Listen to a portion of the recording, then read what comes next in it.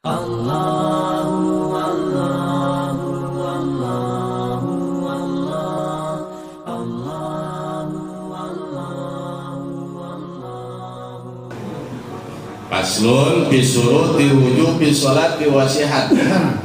Nah, naik ke pembahasan tentang sholatnya. Bicara keabsahan sholat, bicara sah dan wajibnya sholat, itu kita wajib mengetahui. Yang pertama adalah tentang wajib sholat. Ada berapa gitu syarat wajib sholat? Sitatu asya, ari syarat wajib sholat jumlahnya ada 6 perkara. Di mana ada 6 syarat tersebut bagi seseorang berarti dia wajib melaksanakan sholat. Dan hukum melaksanakan sholatnya, di mana dia jatuh wajib melaksanakan sholatnya, berarti di mana dia mengerjakan sholat dapat ganjaran, ditinggal dosa. Bagi seseorang yang sudah kewajiban melaksanakan sholat karena sudah memenuhi syarat, berarti di mana dia melaksanakan sholat diganjar, dapat pahala. Ditinggal dosa, wajib kodok nantinya. Ada berapa gitu yang menjadi syarat wajib sholat? Sitatu asya, ada 6 perkara. Pertama, al-islamu, beragama Islam. 1, beragama Islam. Alhamdulillah kita semuanya beragama Islam, berarti kita semua wajib sholat sebab sudah memenuhi syarat. Wal bulugh, dan keduanya balik. Di samping beragama Islam pun juga sudah balik. Maka di mana seseorang sudah balik berarti wajib sholat. Model kita nih udah balik apa belum? Lewat balik.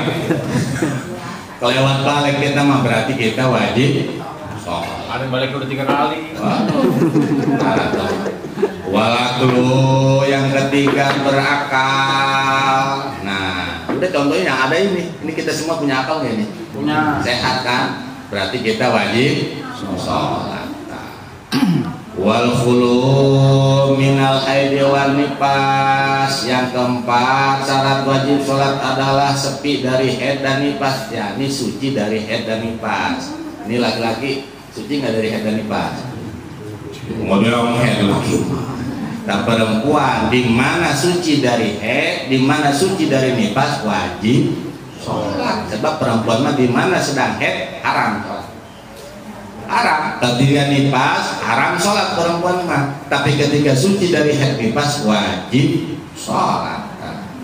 Itu yang keempat. Yang kelima, bulughu dawatin Nabi sallallahu alaihi wasallam, sampainya dakwah kanjeng Nabi sallallahu alaihi wasallam, yakni sampai pembahasan tentang sholat kepada kita dari kanjeng Nabi. Mana cirinya? Ini ngaji. Kita ngaji sampai dakwah tentang sholat, kemudian sampai kepada kita hukum sholat 5 waktu, kemudian pelaksanaannya juga waktu-waktunya, bahkan bicara syarat dan rukunnya kita tahu dari wasilah kita ngaji. Nah, itu berarti sampai dakwah kanjeng Nabi kepada kita, wasilahnya dari ulama. Nah, itu berarti sampainya dakwah kanjeng Nabi ke kita, mengetahui kita hukum sholat, maka kita wajib melaksanakan sholat. Yang kelima. Nah, terakhir yang keenam, wa wujudu sami awil basari. Yang keenam adalah bisa mendengar atau bisa melihat. Nah, itu bicara syarat wajib sholat. Sekarang mafhumnya apa? Memahami dari 6 syarat tersebut. Yang pertama adalah beragama Islam. Bagaimana kalau orang kafir sholat sah atau tidak? Nggak sah orang kafir. Orang kafir melaksanakan sholat nggak sah. Kenapa nggak sahnya? Sebab tidak memenuhi syarat wajib sholat, yakni tidak beragama Islam. Itu yang bahkan dia yang ajan, kumaha ada ajannya, nggak sah. Jadi imam ini mah sholatnya kasih kafir, nggak sah tetap. Jadi kudu apa? Kudu beragama Islam. Itu orang kafir nggak wajib. Enak sama orang kafir nggak wajib. Nggak wajibnya di sini, di akhirat mah disiksa tidak ngadain sholat. Rugi tak orang kafir. Ruginya dua, satu tidak ngerjain sholat, keduanya disiksa. Kalau dia ngerjain sholat nggak sah sholatnya. Orang kafir mah nggak sholat disiksa karena nggak sholatnya. Kemudian ketika ngerjain sholat kagak sah karena kekafirannya. Nah, rugi orang kafir mah di akhirat selama lamanya di neraka. Tapi model kita mah nih, alhamdulillahirobbil, model kita mah pasti ke surga. Pasti ini kok benar. Pasti katakannya Nabi kullu ummati yadkhulunal jannah, seluruh umatku bakal masuk surga illa man aba, kecuali yang kagak mau. Katakannya Nabi. Jadi itu ya illa man aba, katakannya Nabi kullu ummati yadkhulunal jannah, seluruh umatku bakal masuk surga. Kira illa man aba, kecuali yang kagak mau. Man aba wong kang mungkang, wong kang jadi orang yang empung menjadi umat Kanjeng Nabi. Siapa itu? Sahabat nanya bingung, Rasul, emang ada gitu orang yang menjadi umat engkau? Perlu dijamin surga atau enak jasa jadi umat engkau? Mainnya nanti apa orang geblek amat ya tak mau jadi umat kamu. Terus siapa itu orang yang mau jadi umatmu ya Rasulullah, yang nanti di akhirat itu bakal ke neraka? Katakan Nabi, tuh orang man aso, orang yang durhaka kepada Allah, orang yang maksiat kepada Allah. Siapa itu orang? Ketika disuruh sholat nggak mau sholat, disuruh puasa Ramadan kagak mau puasa Ramadan, itu dia maksiat namanya. Nyulayaan karena perintah Allah, berarti nentang akan hukum Allah. Model begitu berarti embung jadi umat Kanjeng Nabi. Embung jadi umat Kanjeng Nabi. Ini kita kayak mengaji, mau sholat dan sebagainya. Ini kita pengen diaku jadi umat Kanjeng Nabi segitu. Enggak kudu minta diaku. Sebab orang yang ketika sudah membiasakan sholawat, duduk di majlis taklim, sholat lima waktu, sebagaimana kita melakukan itu, yakinin kita mah. Ini duduk di majlis taklim ini Kanjeng Nabi tahu. Dari mana tahunya? Sholawat yang kita baca. Sholawat kita bakal turodu, bakal disetor, dihadapkan oleh Allah melalui malaikat, dibawa ke Madinah, disetor. Kemudian ketika sampai ke Kanjeng Nabi, kan ditanya oleh Kanjeng Nabi, sholawat dari mana ini wahai malaikat? Ini sholawat yang dibaca oleh orang benabaru ya Rasul. Malam apa ini? Kemis. Oh iya, jadi malam Kemis sama malam Senin itu amal kita disetor ke Kanjeng Nabi dulu. Hari Senin disetor ke Kanjeng Nabi, hari Senin, hari Kamisnya disetor ke Kanjeng Nabi. Nah, Kanjeng Nabi ketika dapat setoran itu amal, pas ini mah malam Kemis, berarti kan disetorin langsung ke Kanjeng Nabi. Nah, ketika disetor, siapa ini yang baca sholawatnya wahai malaikat? Disebutin pulan. Itu Kanjeng Nabi pengen nengok, melihat yang mana sih ini nama-namanya orang. Datang, ini kelihatan mukanya semua. Kelihatan nih mukanya semua oleh siapa? Kanjeng. Cuma kita nggak melihat Kanjeng Nabi. Kenapa ketika kita mahalul qiyam tuh berdiri? Qola'al atau sholatullah atau baca asrokol berdiri. Kenapa di situ kita sunnah berdiri dengan kedatangan Kanjeng Rasulullah Shallallahu Alaihi Wasallam. Tapi bisa ngeliat apa enggak? Enggak ngelihat kita. Kenapa nggak bisa ngelihat? Sebab model kita mah belepotan dosa segitu. Belepotan juga. Nah, kita bicara masalah Islam. Jadi kullu mati yadkhulul jannah. Udah, kita mau masuk Islam apa? Masuk surga jaminannya jelas. Di mana? Kita ada nurutnya. Sholat kita kerjain, puasa kita laksanain, ngaji, Pak. Mau udah itu jadi dalil nanti di akhirat bakal masuk surga. Udah segitu. Jaga udah terus sampai kapan? Sampai meninggal segitu. Jangan sampai kita kebembat oleh dunia, kebembat oleh usaha sehingga kita meninggalkan duduk di majlis taklim. Banyak. Yang penting mah sholat kali. Awas, sebab sholat kita siapa yang menjamin diterima atau tidak. Tapi kalau kita ada duduk di majlis taklim, insya Allah sholat kita belentang-belentang juga diterima. Kenapa? Sebab dalilnya Kanjeng Nabi yang bakal ngasih syafaat. Apa kata Kanjeng Nabi? Ya Allah, ini mah bener umatku, sholatnya belentang-belentong, kagak beres, tapi dia mah doyan duduk di majlis taklim ya Allah. Dia sering baca sholawat kepada aku ya Allah. Oleh karenanya mohon aku berikan ampunan kepada umatku ini. Nanti yang ngebela adalah baginda Rasul. Itulah kita sering bahasa sapatul ummah. Siapa itu? Nih model kita yang sholatnya kagak beres, yang kagak khusyuk dari muda sampai sekarang. Allah, itu sholat dengan yang khusyuk kan? Kita mau ngandelin dari mana coba? Ini mah udah sholat yang kagak khusyuk, ngaji kagak doyan. Atau kanjeng Nabi kagak kenal, kata kanjeng Nabi, ya Rasul, saya umatmu. Umat gua dari mana loh? Salawat nggak pernah ke gua, kamu sholat kagak beres. Ya Allah, nah, makanya ini nih Allah nggak nerima, nggak dibilangin dari.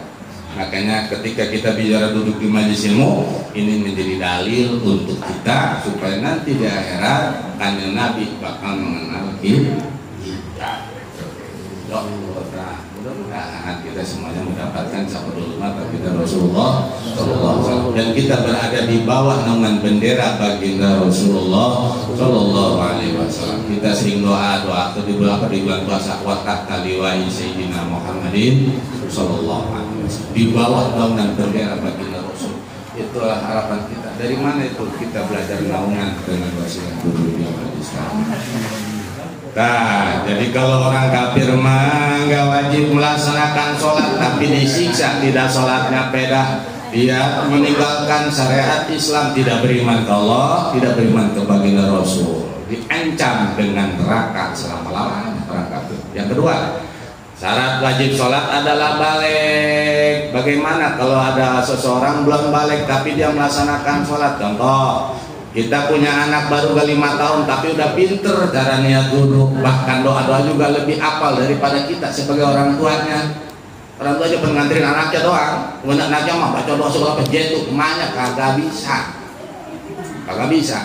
Ya Allah, kemudian anaknya sholat. Bagaimana itu sholatnya? Sah nggak? Sah. Tapi wajib nggak? Belum wajib kalau yang belum balik mah. Yakni ketika dia tidak sholat juga nggak neraka.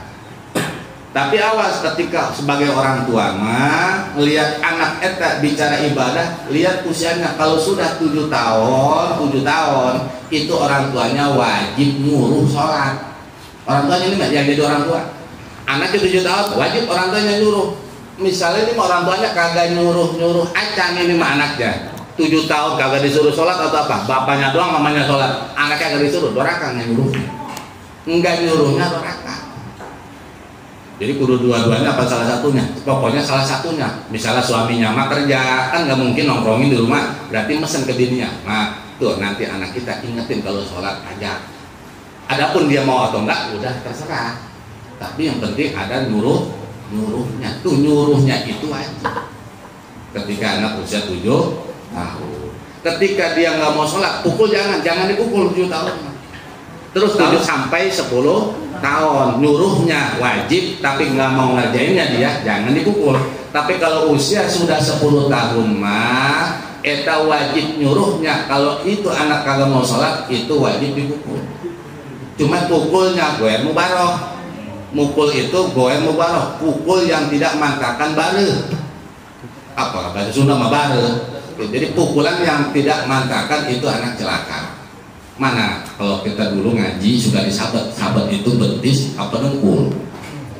Betis. Nah, eta maksudnya pukulannya itu goer mubaroh. Bagian dari pinggang ke bawah, bagian belakang. Jangan bagian depan. Eta pukulan yang disyariatkan adalah pukulan dari pinggang ke bawah, bagian belakang. Mana? Bagian belakang kan empuk, pantat empuk, betis empuk, paha empuk. Ketika disabet betak, red merah, besok hilang. Tapi kalau yang bagian depan tulang kering, kalau kagak hijau, urusan ada bingkring nama, pada biru urusana. Nah, eta jangan. Bagian belakang. Kalau nggak nyuruh neraka. Ini mah ada orang tua punya anak, kemudian anaknya kagak disuruh sholat dari 7 tahun kagak disuruh, neraka nggak nyuruhnya. Nanti tanggung jawab di akhirat. Lah 10 tahun kagak nyuruh juga, bagaimana di akhirat? Nah, itu tanggung jawab nanti di akhirat. Nah, terus anaknya pas balik kagak mau sholat, bagaimana? Udah itu. orang tuanya gugur, tapi tadi tuh nggak nyuruhnya ketika usia 7 sampai 10 dia bakal ke bawah ke akhirat. Bakal ke bawah, bakal ditanya nanti di BAP, bakal di BAP nanti. Ditanya, punya anak dulu jadi enggak? Iya. Berapa anak? 12. Disuruh ngaji enggak? Wah, enggak. Suruh sholat enggak? Enggak. Nah, urusan itu orang tua. Makanya Allah sebab anak harta titipan, bukan akuan, titipan. Nah, oleh karena titipan, kudu ditebus. Maka tebusannya adalah itu anak mah dipakai kain sebab titipan. Bagaimana gadean? Enggak jadi hak kita. Maka rapihin dah. Ini bicara balik. Jadi anak yang belum balik, sholat rajin, itu bagaimana? Dapat nggak pahala? Dapat anaknya. Ibu punya anak belum balik, tapi sholatnya udah rajin, rapi bacaannya, kemudian bacaan surahnya juga sudah bisa, niatnya juga sudah bisa, bahkan praktek sholatnya juga sudah bisa. Itu bagaimana? Sholatnya dapat pahala atau tidak? Dapat, walaupun belum balik. Terus orang tuanya dapat nggak pahala? Itu orang tuanya juga dapat. Tuh bedanya. Anak belum balik sholat, orang tuanya dapat, anak juga dapat pahala. Tapi sebaliknya kalau anak yang belum balik berbuat maksiat, itu yang dapat dosanya cuma orang tuanya doang. Anaknya mah kagak. Contoh 5 tahun udah pinter nyolong ini mah, nyolong dah. Wah, itu mah bagaimana yang doraka? Enggak banyak tanggung jawab. Ada si anak itu enggak, dia mah enggak kena dosa. Tuh. Jadi anak kecil mah yang belum balik berbuat dosa kagak dosa, berbuat kebaikan dapat pahala. Nah, itu yang kedua balik. Dia di mana belum balik mah berarti belum wajib. Ini mah ada orang tua dulu anak yang sholat dari bapaknya kagak. Nah, tegulak kita mah anak yang belum wajib disuruh dari bapaknya yang wajib kagak mau sholat, tegulak. Ya Allah. Dua. Yang ketiga wal aklu, orang punya akal. Jadi di samping Islam juga sudah balik, tur juga kudu punya akal. Bagaimana kalau yang gila wa mal majnun wal mumalih wasakron fala wujuba wala qada'a. Adapun orang gila mah yang enggak punya akal kagak wajib sholat juga enggak wajib qada. Enggak wajib sholat, enggak wajib qada tuh orang gila mah. Kalau gilanya kagak sengaja.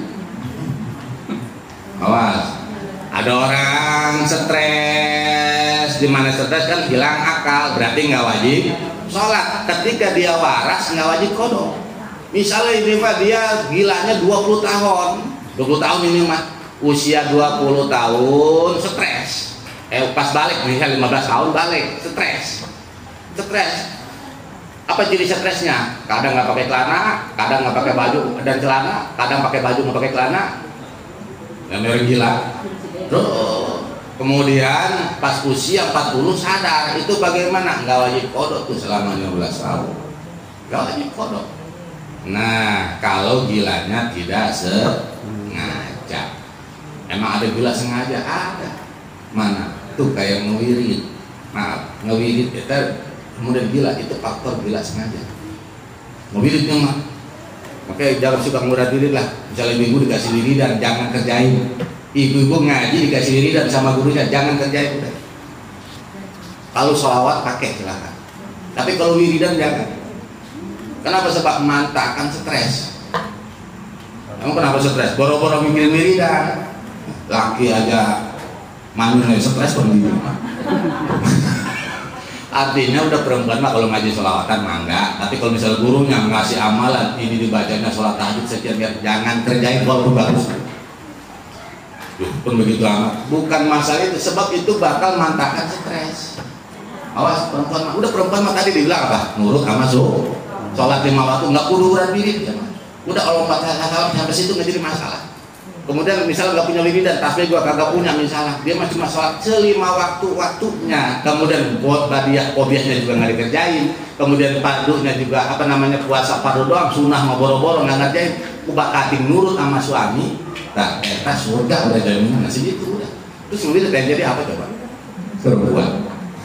Udah jauh dari lelaki juga sama. Nah ini misal bapak-bapak stres ini mah puyeng nyari duit susah, kemudian datang ke seorang ustadz, kata ustadznya, oh ini mah kalau pengen mah mujarab, pengen menjadi banyak, ini mah baca istighfar 1000 kali, sholawat 2000, kemudian tasbih 4000, kemudian doa. Tuh semalam mah stres. Bener digigit. Wah pertama kayak kasih pagi-paginya meriah. Kedua akhirnya pada duit kagak stres. Nah itu bagaimana? Itu stresnya. Mah di mana nanti dia sadar? Sadar wajib kok. Kodok. Sebab gilanya sengaja. Ini mah nggak ngewirid nggak ngapain gila. Baru wajib apa? Nggak wajib sholat nggak wajib. Kemudian siapa lagi? Wal mughma alaih, orang yang ayan. Ayan mah bisa laki-laki bisa perempuan. Misalnya kita seorang perempuan ayan mau sholat, kemudian ayan, ketika ayan nggak wajib sholat. Tapi di mana baik? Wajib. Kodok nggak wajib kodok. Terus mana lagi? Wasakron, orang yang mabok, sama orang yang mabok pun nggak wajib sholat. Tapi kalau yang maboknya sengaja, kayak model sekarang misalnya minum sabu-sabu, minum pil, ekstasi dan sebagainya, kemudian mabok. Ketika mabok kan otomatis nggak bisa sholat, nggak wajib sholatnya tapi ketika dia waras sadar, wajib kodok. Berapa waktu dia ketika mabok ninggalin sholat? Pada wujubah wala kodo alaih. Nah kita bicara orang yang punya akal, yang stres nggak wajib. Makanya kalau ada orang gila, maaf, dari lahir gila, dari balik pas balik gila terus sampai meninggal surga. Tuh orang gila, maaf, orang gila dia luntang lantung. Yang luntang lantung itu dia mah termasuk orang yang beruntung. Kenapa beruntungnya? Nggak wajib sholat, nggak wajib puasa, nggak doraka dia. Model kita, Allah model kita. Ya Allah kita mah nggak sholat, kena sanksi, nggak puasa kena sanksi. Orang gila mah bebas dia. Makanya beruntunglah orang gila yang dari balik sampai meninggal gila. Udah jaminannya surga udah. Cuma nanti surganya antara dia mah. Antara surga sama antara neraka, di situ adanya.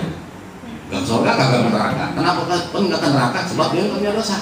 Kan nggak ke surga sebab dia nggak punya amal baik. Jadi teman, udah di situ aja antara itu. Masih mending. Neraka kagak, surga enggak. Tapi nyium surga mah dapat ya minimal 8 keluar dari surga. Nggak sih gitu. Ketika teman yang lihat, yo dulu iya ngapain? Enggak disuruh nungguin di sini. Nggak boleh masuk ini. Tuh kasih makanan surga. Kira aku nggak dikasih. Nah, tetap itu orang dapat. Nah, tuh nggak makan atau kaya. Tapi di sana kita hidup selama udah nggak bakal tidur, nggak bakal ngantuk, nggak bakal kenyang, nggak bakal berak, nggak bakal kencing. Ya Allah, dan nanti di akhirat mana bekalnya di sini nih, sholat, ngaji, puasa, itu bekalnya. Ternyata yang kita sepelein, ternyata itu yang bakal jadi besar manfaatnya nanti di akhirat. Nah itu bicara syarat wajib sholat tadi, orang pertama Islam, orang kafir mah nggak wajib. Kedua balik berarti yang belum balik mah tidak wajib. Yang ketiga berakal, bagi yang tidak punya akal berarti tidak wajib. Terus yang keempat suci dari haid dan nifas, artinya perempuan khusus di mana sedang haid nifas berarti nggak wajib sholat, juga nggak wajib qada. Perempuan haid nifas nggak wajib sholat, qada nggak wajib qada. Alhamdulillah. Makanya ibu-ibu yang ketika ngeladir nifas 60 hari, alhamdulillah tuh nggak wajib qada. Udah telentang aja begitu, pakai bentek. Kenapa? Sebab habis lahiran dulu mah. Kalau orang sekarang mah nggak dipakai ketemben, nggak ada dari lahiran. Ya sekarang mah pakai guntak. Makanya cepat tua orang sekarang. Kemudian head enggak? Saya malah laki nggak head. Oh terus kenapa kagak sholat? Nggak ngajarin saya sih. Nggak ngajarin. Lu orang mana lu? Saya orang benar. Di benar ada pengajian nggak? Ada. Tapi lu nggak ngaji? Enggak. Kepala lu tuh mah berarti lu nya yang kagak mau ngaji. Padahal mah ada dakwah, eta bodohnya disiksa. Jadi ada orang bodoh disiksa. Yo, bodoh sih disiksa, kan kasihan begitu. Siapa itu? Tuh bicara ibadah bodoh disiksa. Enggak sholat, enggak puasa, karena enggak tahu tata caranya sholat, puasa juga enggak tahu niatnya, sehingga dia tidak sholat, tidak puasa. Kemudian bodoh, enggak tahu ilmunya, tapi disiksa nanti di akhirat. Kenapa?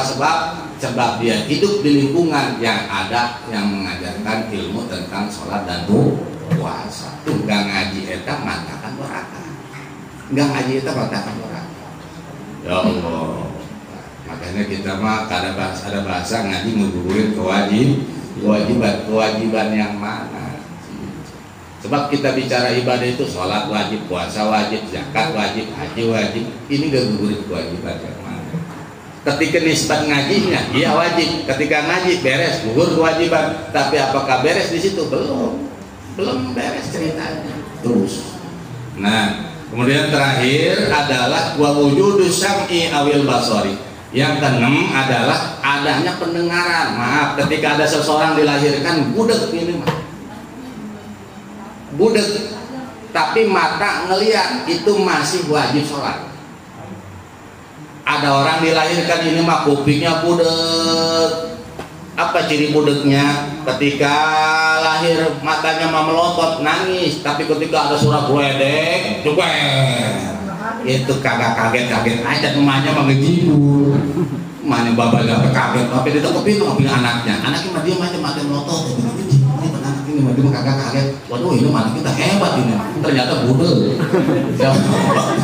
Nah, eta bagaimana? Kemudian dari kecil budek disuruh ditanya juga, diajak ngomong, ninang no. Akhirnya anak mata dong melotot begitu, lihat begitu. Kemudian ada boneka lucu, tidak. Dia kemana ketawa, bapak ketawa, ya ada mah nggak ketawa aja. Nanti ini sana kita kenapa ya waras maka aku ini mama teh melotot tapi ini dilaga-lagain kagak tulang, kagak ketawa aja. Ternyata pas usia 5 tahun udah. Nah, itu bagaimana? Tapi matanya bisa melihat, tetap hukumnya wajib sholat di mana sudah balik. Ini mah budak, walaupun budak, mata bisa nggak? Bisa lihat, tetap wajib. Kenapa? Dia bisa dapat ilmu melalui pandangan mata. Ini mah lahirnya tuh bulak, matanya nggak bisa ngelihat, tapi kupingnya mah awas. Dari lahir, pas lahir itu anaknya nangis, kemudian nangis matanya melotot aja, dicolong juga kagak kedip. Jadi ini anak kagak kedip, ini melotot aja. Terus ngemerem-merem, ternyata di sini ada apa ini anak? Ternyata itu anaknya buta. Nah, tapi kupingnya nggak denger. Apa ciri nggak dengernya? Pas sudah rada gede, udah nggak ngeliat matanya buta. Tapi kupingnya bisa nggak denger. Apa kalau disuruh tong beli kemeri, dia ke warung ngintri aja beli kemeri, berarti itu kupingnya nggak denger. Eta walaupun matanya buta, kalau kupingnya bisa nggak denger, itu di mana dia balik tetap wajib sholat. Nggak sholat neraka. Kenapa? Sebab dia bisa dapat ilmu dengan teli. Nah sekarang ini mah ada orang lahir udah buta. Wah, buta udah kalau ada orang lahir buta, kupingnya budak, udah model gitu mah nggak wajib sholat. Tahu pintar dari mana coba? Turun nulis, baca, kata gurunya. Dia bilang, apa yang mau dibaca dia? Kuping nggak ngedenger, atau pasti kan dia banyak maaf, nanggung kayak begitu. Bener ini kata guru privat, jadi guru privat orang tuanya udah angkat tangan ngajari, sebab tidak ada ngedenger kagak, nyaut kagak. Dia buta budak dari kecil, kemudian manggil guru privat, dibayarnya gak tahu 10 juta sebulan. Wow, pada daftar, ternyata semuanya nyerah. Kenapa sebab yang diajarin budak ngedenger atau begitu bahasa Arab ngajar tunggul. Nah, itu bagaimana ketika ada seseorang diciptakan oleh Allah lahir ke alam dunia, nggak bisa ngedenger, nggak bisa melihat, itu jaminannya surga. Tapi di dunia kayak hina. Padahal nanti jaminannya surga. model begitu. Nah kalau kita mata waras, kuping mendengar, mulut dia tuh ngomong dia tuh kita. Nah kemudian kagak sholat, wah udah itu mah kita mah dikemplangin, digigigin udah. Tuh udah apa digigigin nah dari kuping dikemplang. Bisa ngedenger nggak? Waktu tidurnya bisa ngedenger kuping, bisa ngedenger, ditojos kuping kita. Kemudian waktu tidurnya bisa melihat nggak mata, bisa ditojos mata kita. Kemudian bisa baca nggak mulut waktu tidurnya, bisa ditojos mulut kita. Makanya nanti di akhirat ada yang ditojos kuping, mata, mulut sampai ke bokolnya tembus. Itu mana orang yang ketika dikasih nikmat bisa mendengar, bisa melihat, bisa baca, tapi dia tidak gunakan nikmat tersebut untuk ibadah kepada Allah. Mana diantaranya? Di sekarang. Sekarang kita pakai telinga, pakai mata, pakai mulut, semuanya ibadah enggak? Ibadah apa enggak? Ibadah. Mulut baca sholawat, kuping mendengarin pengajian, mata melihat orang-orang yang kumpul dalam rahmat Allah. Udah itu jadi ibadah. Cukup segitu. Kita balik ke rumah, balik mah boro-boro yang kita dengar udah pernah. Dan lain lagi. Kemudian mata yang dilihat udah maksiat lagi. Mulut yang diomong ngomelin bini lagi. Apa? Habis ngentutin lakinya dari lain lagi. Ya Allah, makanya ketika ngaji hapus lagi, balik lagi besok. Makanya kalau nggak ada ngajinya, walau dosa numpuk kalimat. Dosa numpuk tapi ada ngajinya tuh. Ketika jalan berangkat kan pada rontok dosa. Ya Allah rontok, jangan dipungutin lagi. Udah rontok dipungutin lagi sama mana cirinya kayak ibu ngaji ngerot kan ngaji. Oh masya Allah bagus. Mau kemana bu? Ngaji. Ulang lagi apa ganjarannya? Pahala dapat, kemudian dosa rontok, kebajikan dapat. Udah, karena niat ngaji berangkat bener kan? Bener, dia hapus dosa, diangkat derajat, dicatat ke bagus. Pas pulang ngaji, belum sampai rumah, udah ngomongin guru ngaji. Itu tadi guru kita pakai emas, kayaknya emas kamu Melayu kan? Itu sama dengan boksa yang tadi rokok dipungutin lah. Allah. Ya Allah. Ada lagi temennya. Tuh tadi dia ngaji tuh mana dia mau begitu dia pulang ngaji tuh.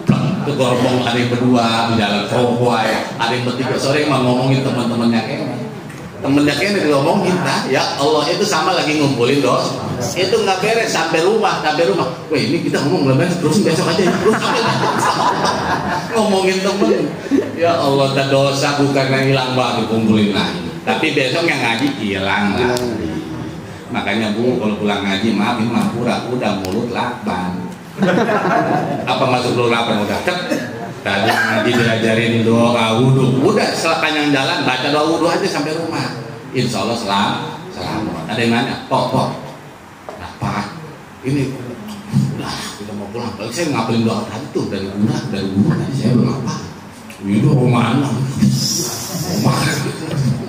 ya Allah jadi itu adalah kata Bapak Ibu jamaah sekalian jadi bicara masalah orang yang ketika memenuhi 6 syarat satu beragama Islam, balik berakal, terus suci dari haid dan nifas, dan sampai dakwahkan Nabi kepada kita, pada orang tersebut, dan ada pendengaran atau ada penglihatan, maka itu hukumnya wajib sholat. Kalau kita sempurna, alhamdulillah, berarti ada kewajiban, sebab kita hidup ada yang nyiptain, hidup jangan sekonyong-konyong sekarang kita, sebab kita mah ada yang nyiptain, berarti kudu nurut sama yang nyiptain kita. Yang nyiptain kita Allah punya aturan, ikutin aturannya supaya kita selamat dunia akhirat. Makin banyak kita nurutnya di dunia, makin sedikit yang kita larangan yang kita tinggal, insya Allah tuh hidup kita bakal tenang. Kudu berani, kudu lawan. Sebenarnya mah lawan, kita banyak tentang apa banyak nurut, banyak tentangnya, rubah dikit-dikit pelan-pelan. Jangan ngikutin omongan orang, kata orang tuh, jangan dengerin, awas burik gak ada lingkungan setan. Tuh pelan-pelan rubah.